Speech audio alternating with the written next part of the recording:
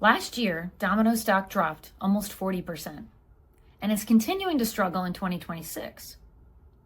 If you were to believe the headlines, you would think that this is a brand in decline, one that's in need of innovation and new ideas, maybe even new leadership.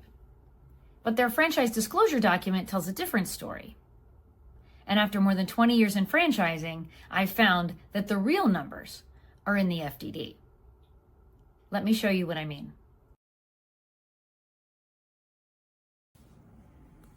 That's the drop the headlines are reacting to. Now here's the same year in the company's actual numbers. Domino's audited fiscal 2025. 5 numbers. Global retail sales up 5.4%, excluding currency. U.S. same-store sales up 3%. Total revenue up 5% to a record $4.94 billion. Net new stores, 776. That's openings minus closures. The system did get larger. And free cash flow up 31%. The sales grew, the footprint grew, and cash generation accelerated. So what moved the stock?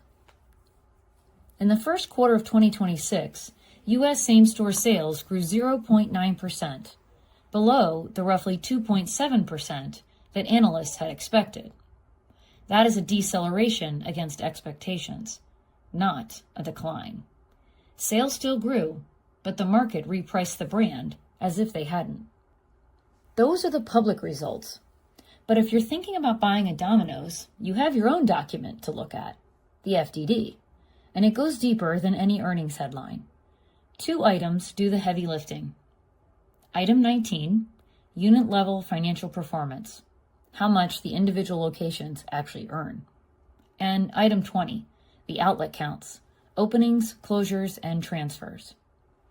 For Domino's, both corroborate the public numbers from the ground up.